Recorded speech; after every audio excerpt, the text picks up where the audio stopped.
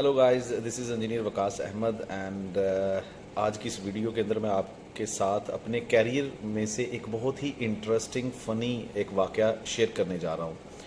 2013-14 के अंदर I was working in Saudi Arabia in oil and gas sector. और oil and gas sector के अंदर क्या होता है कि आपकी या तो अगर फील्ड जॉब है तो बहुत रिमोट एरिया के अंदर आप डेजर्ट के अंदर काम कर रहे हो, या फिर आप समंदर offshore in the mid of nowhere जहाँ पे सिर्फ पानी ही पानी होता है, इस तरह के एरियाज़ में काम कर रहे होते हैं। और दूसरी चीज़ इंपॉर्टेंटली आपको यहाँ पे बताता चलूँ कि इस तरह के इन्वायरमेंट में आप मल्टी नेशनल जो लोग होते हैं, Africa, America, Europe, Arabian, different languages बोलने वाले लोगों के साथ आप काम कर रहे होते हो।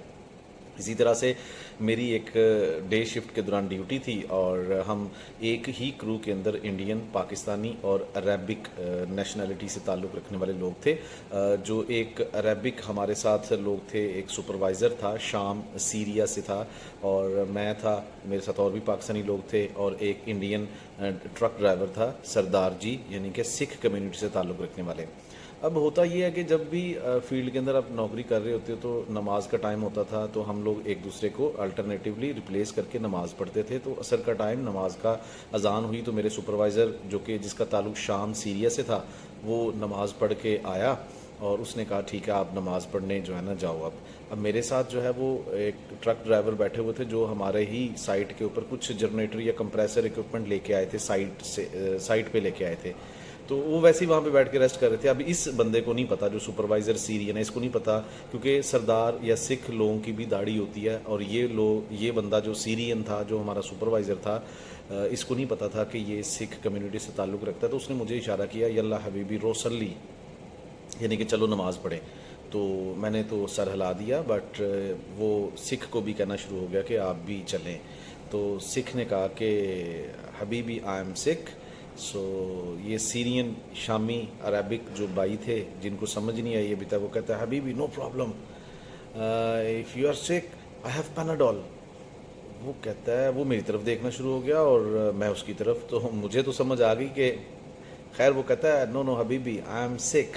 सो ये सीरियन जो अरबिक बंदा था, ये फिर उसको इंसिस्ट करना शुरू हो गया, माफ़ी माफ़ी मुश्किल सल्ली बाद इन यातिक लाफिया। अब उसके बाद सरदार जी कहते हैं, ओ भाई मैं सिख हूँ। मैंने फिर उसको बताया, मैंने कहा भाई ये he is not Muslim, he is Sikh. Sikh is another community, another religious community in सब कॉन्टिनेंट। सो उसके बाद वो सीरियन है, ओ सॉरी सॉरी सॉरी।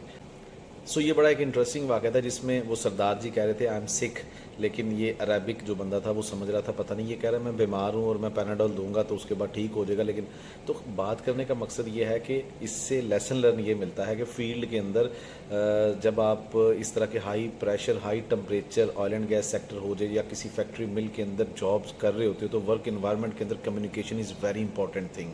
ये तो एक ऐसा वाक़या था जिससे आपको शायद हंसी आई हो, क्योंकि इसमें कोई ऐसे नुकसान वाली बात नहीं थी। लेकिन बहुत दफ़ा ऐसे होता है जब ऑयल एंड गैस सेक्टर के अंदर जब काम हो रहा होता है तो आप कम्युनिकेट कर रहे होते हो, वायरलेस के ऊपर कम्युनिकेट कर रहे होते हो, तो एक लफ्ज़ अगर अगले बंदे को समझ ना आए तो वो बहुत बड़े फेलियर, डिज़ास्टर की शक्ल में सामने आ सकता है। सो हमें अपने वर्क इन्वायरमेंट को भी सेफ़ रखना है, अपने कम्युनिकेशन को और डबल चेक करें, ताकि मेक डबल चेक, ताकि अगला बंदा जो आपके साथ कम्युनिकेट कर रहा है क्या वही कम्युनिकेट कर रहा है जो आपको समझ आई है। So that is very important, that is the lesson learn from this funny incident.